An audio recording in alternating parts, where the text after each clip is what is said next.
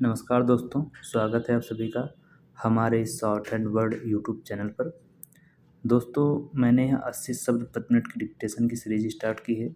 इसमें रामधारी गुप्ता खंड 2 की पत्रिका से डिक्टेशन दी जाएगी। इस सीरीज में एक खास बात यह है कि इसमें जो डिक्टेशन होगी वो 10 मिनट की ना रह के 10 मिनट 30 सेकंड की रहेगी और जो शब्द होंगे वो 840 से ज़्यादा रहेंगे। इससे आपको फ़ायदा यह होगा कि जब आप 10 मिनट से ज़्यादा डिक्टेशन लिखेंगे और इसकी आदत डालेंगे तो एसएससी जैसी परीक्षाओं में जहाँ पे 10 मिनट की डिक्टेशन होती है, तो वहाँ पे डिक्टेशन लिखते समय आपका दिमाग नहीं भटकेगा और जब आप 800 की जगह 840 शब्दों को 65 मिनट में ही लिखने की आदत डालेंगे, तो इससे परीक्षा हॉल में डिक्टेशन को ट्रांसक्राइब करने में आपका जो समय लगेगा, वो ज़्यादा नहीं लगेगा। आप मतलब कंप्लीटली उसको लिख सकते हैं उतने टाइम में। इस वीडियो से प्रैक्टिस करने से आपको यह भी फ़ायदा होगा कि 840 शब्दों में आप 5% या 8% या 10% की जो गलतियाँ आपके एग्ज़ाम में होती हैं, उस हिसाब से जैसे 10% गलतियाँ ओबीसी के लिए या एससी के लिए एसएससी में माफ़ होती हैं, तो जो गलतियाँ होती हैं वो 80 होती हैं। अब 800 की जगह 840 में भी आप 80 गलती करेंगे तो इससे आपके चांसेस ज़्यादा हैं कि वहाँ पे उससे कम ही गलतियाँ होंगी और एक्यूरेसी में आपकी सुधार होगा। अगर डिक्टेशन लिखने में छूट रहा है तो आप डिक्टेशन को बार-बार लिखिए और जितनी बार लिखिए उतनी बार अपने आउटलाइन को ज़रूर पढ़िए।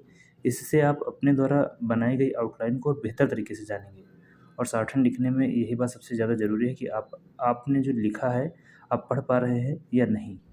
आपको इस चैनल पर सारे वीडियो फ्री में उपलब्ध रहेंगे। अगर कोई सुझाव हो तो हमें कमेंट बॉक्स में ज़रूर बताइएगा।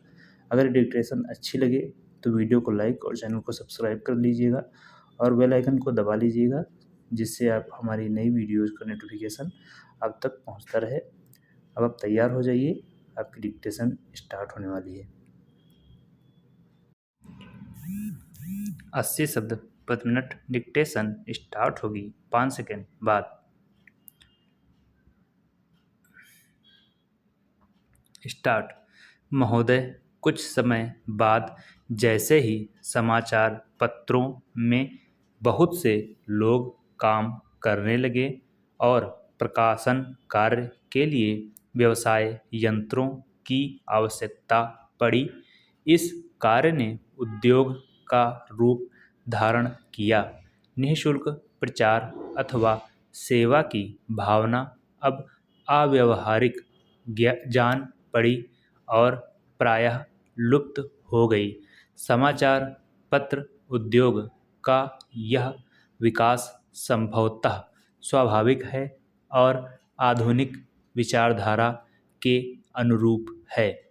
फिर भी यद्यपि पत्रों का प्रकाशन एक उद्योग के रूप में होता है, समाचार पत्र स्वोद्देश्य राष्ट्र सेवा की भावना तथा नैतिक दायित्व से एकदम मुँह नहीं मोड़ सकते। यह भी स्वीकार करना होगा कि इस उद्योग की यथोचित उन्नति के लिए यह आवश्यक है कि दूसरे उद्योगों की भांति यह भी उन सभी साधनों से संपन्न हों जो अन्य उद्योगों ने या तो प्राप्त कर लिए हैं या वे उनकी प्राप्ति के लिए प्रयत्नशील हैं। इसलिए यह सभी के हित में है कि समाचार पत्र उद्योग उन्नत हो और इसका आधार अधिक से अधिक ठोस हो।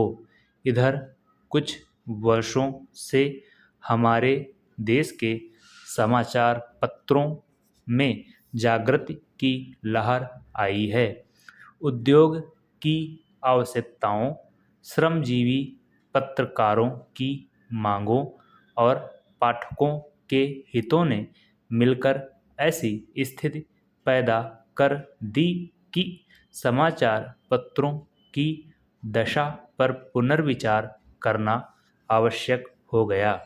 समाचार पत्र आयोग की नियुक्ति, आयोग की सिफारिशों का प्रकाशन और उन सिफारिशों पर सरकार का निर्णय, ये सभी उक्त समस्या को सुलझाने के लिए सम्मिलित प्रयत्न हैं।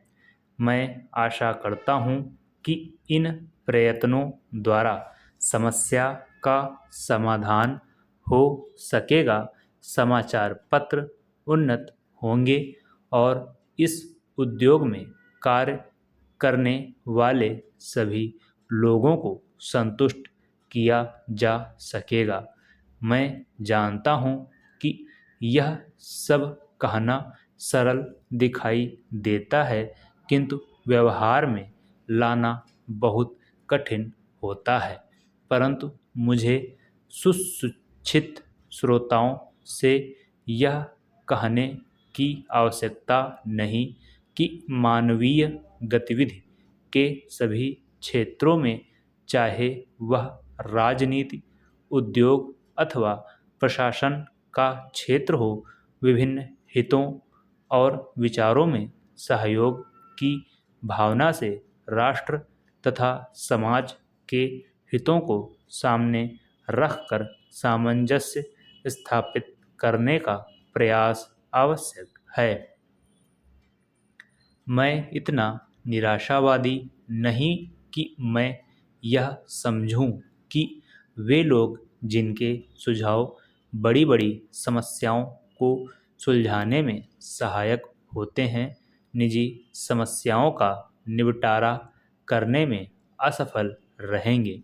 हाल में भारतीय संसद ने इस संबंध में जो अधिनियम पास किए हैं, उनका उद्देश्य समाचार पत्रों की समस्याओं को सुलझाना है।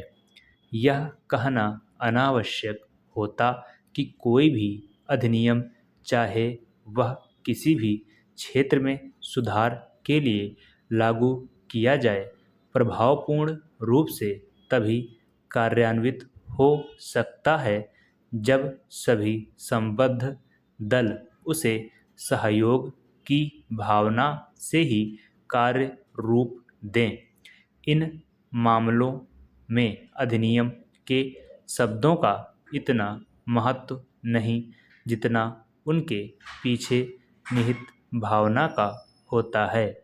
क्या मैं आपकी संस्था से यह अनुरोध कर सकता हूँ कि इस मामले में आप समाचार पत्रों को मार्ग दिखाएं?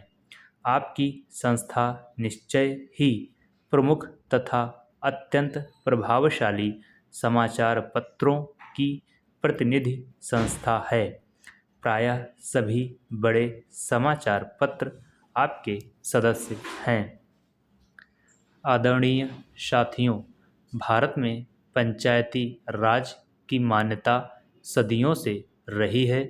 पंचों में परमेश्वर वास करता है, ऐसी हमारी मान्यता रही है। वेदों में कहा है कि 5 व्यक्ति समर्पित रूप से मिलकर यज्ञ को पूर्ण करें।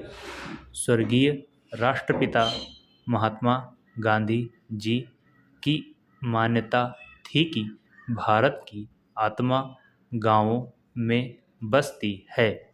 जब तक गांव स्वतंत्र नहीं होते, देश पूर्ण रूप से स्वतंत्र नहीं होगा। गांधी जी के अनुसार सच्चे लोकतंत्र का परिचालन केंद्र में बैठे 10 व्यक्तियों द्वारा नहीं कराया जा सकता है। इसका क्रियान्वयन प्रत्येक गांव के निवासियों के माध्यम से ही होना चाहिए। उनके अनुसार जन समर्थन प्राप्त पंचायतों को कोई भी कानूनी कार्य करने से नहीं रोक सकता। गांवों का प्रत्येक समूह या उस समूह के सदस्य अपनी पंचायत बना सकते हैं, चाहे भारत के अन्य गांवों में पंचायतें हों अथवा नहीं हों। गांधी जी की यह मान्यता थी कि हर अधिकार कर्तव्य से ही मिलता है। ऐसे अधिकारों से कोई भी वंचित नहीं कर सकता। पंचायत लोगों की सेवा करने के लिए है तथा भारत का हर लोकतंत्र इकाई गांव ही है। भारतीय संविधान के अनुच्छेद 40 में पंचायती राज के संबंध में अंकित किया गया है कि राज्य ग्राम पंचायतों का संगठन करने के लिए अग्रसर होगा तथा उनको ऐसी शक्तियां और अधिकार प्रदान करेगा जो उन्हें स्वायत्त शासन की इकाइयों के रूप में कार्य करने योग्य बनाने के लिए आवश्यक हो। इस उद्देश्य से प्रेरित होकर भारत सरकार ने पंचायती राज व्यवस्था को सुदृढ़ करने के लिए समय समय पर कदम उठाए हैं। अक्टूबर को भारत सरकार द्वारा ग्रामीण विकास हेतु सामुदायिक विकास कार्यक्रम प्रारंभ किए गए। इसके अधीन स्थानीय विकास हेतु सरकार द्वारा विकास खंडों को अनुदान राशि दी गई। भारत सरकार ने देश के ग्रामीणों का सर्वांगीण विकास करने हेतु पंचायत राज संस्थाओं के संबंध में बलवंत राय मेहता समिति का गठन किया। इस समिति ने सिफारिश की कि विकास से संबंधित समस्त कार्यों को पंचायती राज संस्थाओं को सुपुर्द कर दिया जाना चाहिए। समिति की सिफारिश के अनुसार ग्राम स्तर पर ग्राम पंचायतें पूर्णतः निर्वाचित हों। इनमें 2 महिला अनुसूचित जाति व अनुसूचित जनजाति का प्रतिनिधि मनोनीत हों। ब्लॉक स्तर पर पंचायत समिति विकास के समस्त कार्य हाथ में ले। ऐसी व्यवस्था है कि पंचायत समिति धीरे धीरे एक सक्षम प्रजातांत्रिक संस्था के रूप में कार्य करे। समाप्त।